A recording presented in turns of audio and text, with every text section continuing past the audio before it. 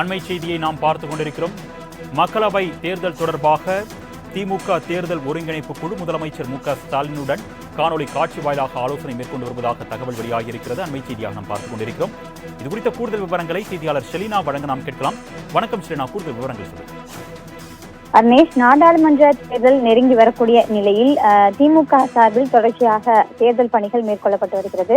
அந்த வகையில் திமுகவின் தேர்தல் ஒருங்கிணைப்பு குழு சார்பாக தினம்தோறும் 4 மாவட்டங்கள் என மாவட்டந்தோறும் இந்த ஆலோசனை கூட்டம் என்பது நடத்தப்பட்டு வருகிறது. நாளையுடன் இந்த ஆலோசனை கூட்டம் என்பது நிறைவு பெற இருக்கக்கூடிய நிலையில் தற்போது வரையிலும் 36 மாவட்ட நிர்வாகிகளுடன் நேரடியாக ஆலோசனை மேற்கொண்டு வருகிறார்கள்.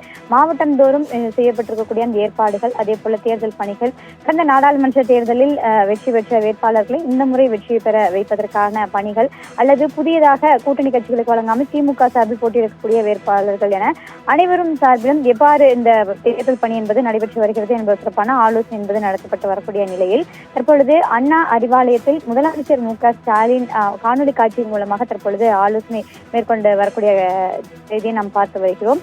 முதலமைச்சர் ஸ்பெயின் நாடு சென்றிருக்கக்கூடிய நிலையில் திமுக தேர்தல் ஒருங்கிணைப்பு குழுவினருடன் காணொலி காட்சி மூலமாக இந்த பணிகள் எவ்வாறு நடைபெற்று வருகிறது, நாளையுடன் இந்த பணிகள் அனைத்தும் நிறைவு பெற இருக்கக்கூடிய நிலையில் தற்போது வரையிலும் மாவட்டந்தோறும் பேசி இருக்கக்கூடிய அந்த சந்திப்புக்கு பிறகாக என்னென்ன மாதிரியான கருத்துக்கள், நாடாளுமன்ற உறுப்பினர்கள் தொடர்பான கருத்துக்கள் வெளியாகி இருக்கிறது, இந்த முறை இந்த நாடாளுமன்ற தேர்தலுக்கான அந்த பணிகள் எவ்வாறு நடைபெற்று வருகிறது என்பது தொடர்பாக காணொலி காட்சி மூலமாக இந்த குழுவினரிடம் முதலமைச்சர் கேட்டறிந்தார்.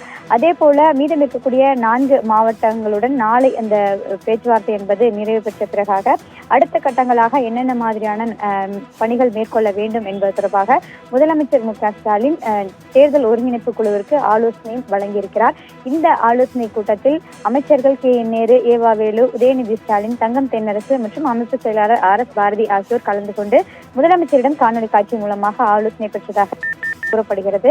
மேலும் நாளையுடன் இந்த தேர்தல் பணிக்குழு ஆலோசனை என்பது முற்றிலுமாக நிறைவு பெற இருக்கிறது. அதற்கு அடுத்தபடியாக என்னென்ன மாதிரியான பணிகள் மேற்கொள்ளலாம் என்பது தொடர்பான அறிவுரைகளை முதலமைச்சரிடம் கேட்டு பெற்றதாகவும் கூறப்படுகிறது. விவரங்களுக்கு நன்றி ஷெலினா.